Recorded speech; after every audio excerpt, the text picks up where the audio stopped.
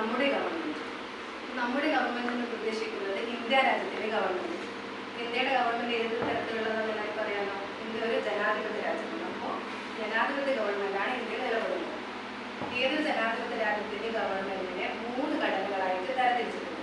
നമ്മൾ അധികാര ലളിതമാക്കാനും പ്രവർത്തനങ്ങളിലോ നല്ല രീതിയിൽ നടത്തേണ്ട അധികാരത്തിൽ വിഭജിക്കണം. അപ്പോൾ 3 തരത്തിലാണ് നമ്മുടെ ഇന്ത്യയുടെ ഭരണഘടന വിഭജിച്ചിട്ടുള്ളത്. 1 നിയമനിർമ്മാണ വിഭാഗം, 2 കാര്യനിർവഹണ വിഭാഗം, 3 നീതിന്യായ വിഭാഗം. അപ്പോൾ ഇന്ത്യൻ ഭരണഘടന എന്ന് പറയുന്നത് ഇന്ത്യൻ ഭരണത്തിന്റെ ഘടന എന്ന് പറയുന്നത് 3 തരത്തിലാണ്. ഒന്നാമത്തത് നിയമനിർമ്മാണ വിഭാഗം, രണ്ടാമത്തത് കാര്യനിർവഹണ വിഭാഗം, മൂന്നാമത്തത് നീതിന്യായ വിഭാഗം. ഈ പേരിൽ തന്നെ നമുക്ക് അതിനെ മനസ്സിലാവും. എന്താണ് ഒന്നാമത്തത്? നിയമനിർമ്മാണ വിഭാഗം. നിയമങ്ങൾ നിർമ്മിക്കലാണ് അതിന്റെ പ്രധാന പണി. നിയമനിർമ്മാണ വിഭാഗം എന്ന് പറഞ്ഞാൽ നിയമങ്ങൾ നിർമ്മിക്കലാണ് നിയമനിർമ്മാണ വിഭാഗത്തിന്റെ പ്രധാന ചുമതല. രണ്ടാമത്തത് കാര്യനിർവഹണ വിഭാഗം. അപ്പൊ ഈ നിയമങ്ങൾ ഉണ്ടാക്കിയാൽ മാത്രം പോരാ. അപ്പൊ നല്ല രീതിയിൽ ഭരണപ്രവർത്തനം നടത്തണം. ഭരണപ്രവർത്തനം നടത്തിയ നിയമങ്ങൾ നടപ്പിലാക്കാൻ വേണ്ടിയിട്ടാണ് കാര്യനിർവഹണ വിഭാഗത്തിന്റെ ചുമതല. അപ്പൊ നീതിന്യായ വിഭാഗം എന്ന് പറയുന്നത് നീതിയും ന്യായവും നടപ്പിലാക്കലാണ്. രാജ്യത്ത് നിലനിൽക്കുന്ന പ്രശ്നങ്ങൾക്ക് പരിഹാരം കണ്ടെത്തുക, നിയമങ്ങൾ നല്ല രീതിയിൽ നടക്കുന്നതെന്ന് പരിശോധിക്കുക, ഇതൊക്കെയാണ് നിയമനിർമ്മാണ വിഭാഗത്തിൽ ഉൾപ്പെടുന്നത്.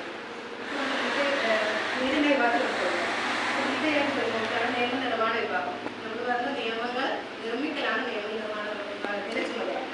ഇതിൽ പ്രധാനമായിട്ട് ഉൾപ്പെടുന്നത് രാഷ്ട്രപതി, ലോകസഭ, രാജ്യസഭ. രാഷ്ട്രപതി, ലോകസഭ, രാജ്യസഭ ഇതാണ് നിയമനിർമ്മാണ വിഭാഗത്തിൽ ഉൾപ്പെടുന്നത്. പാർലമെന്റ് എന്ന ഒരു പേരിൽ കൂടി നിയമനിർമ്മാണ വിഭാഗം അറിയപ്പെടുന്നു. അതുമാത്രമല്ല ദ്വിഭരണ നിയമനിർമ്മാണ സഭ എന്നും കൂടി അറിയപ്പെടുന്നത്.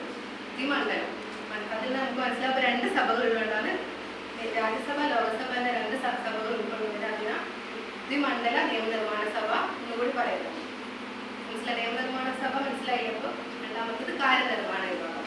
നമ്മൾ പറഞ്ഞു ഭരണനിർവഹണം നടത്താനും നിയമം നിർമ്മിച്ച നിയമങ്ങൾ നല്ല രീതിയിൽ നടപ്പിലാക്കാനുള്ളതാണ് കാര്യനിർവഹണ വിഭാഗത്തിന്റെ പ്രധാന ചുമതല. ഇതിൽ രാഷ്ട്രപതി, ഉപരാഷ്ട്രപതി, പ്രധാനമന്ത്രി, ഉദ്യോഗസ്ഥവൃന്ദം. അതല്ലാതെ രാഷ്ട്രപതി, ഉപരാഷ്ട്രപതി, പ്രധാനമന്ത്രി, ഉദ്യോഗസ്ഥവൃന്ദം. ഉദ്യോഗസ്ഥവൃന്ദം എന്ന് പറയുമ്പോൾ നമ്മുടെ സെക്രട്ടറി, ജോലിക്കാരെ സ്ഥിരമായിട്ട് നിയമനത്തിന്റെ അടിസ്ഥാനത്തിൽ നിയമിതരാകുന്നവരാണ് ഉദ്യോഗസ്ഥവൃന്ദത്തിൽ. മൂന്നാമത്തത് നീതിന്യായ വിഭാഗം. സർക്കാരുകൾ തമ്മിലുള്ള പ്രശ്നങ്ങൾ, വ്യക്തികൾ തമ്മിലുള്ള പ്രശ്നങ്ങൾ, മൗലികാവകാശ ലംഘനങ്ങൾ, ഇതെല്ലാം നീതിന്യായ വിഭാഗത്തിൽ ചർച്ച ചെയ്യുന്നത്. അതിൽ പരമോന്നത നീതിപീഠം, ഇന്ത്യയുടെ പരമോന്നത നീതിപീഠം എന്ന് പറയുന്നത് സുപ്രീം കോടതി. രാജ്യത്തിലെ പ്രധാനപ്പെട്ട എല്ലാ വിഷയങ്ങളും ചർച്ച ചെയ്യുന്നത് സുപ്രീം കോടതിയിലാണ്. എന്ത് പ്രശ്നങ്ങളുണ്ടെങ്കിൽ നമുക്ക് സുപ്രീം കോടതിയെ സമീപിച്ചാൽ പരിഹാരങ്ങൾ ഉണ്ടാവും. സംസ്ഥാന തലത്തിലുള്ള പ്രശ്നങ്ങൾ പരിഹരിക്കാൻ വേണ്ടിയിട്ടാണ് ഹൈക്കോടതി നിലകൊള്ളുന്നത്.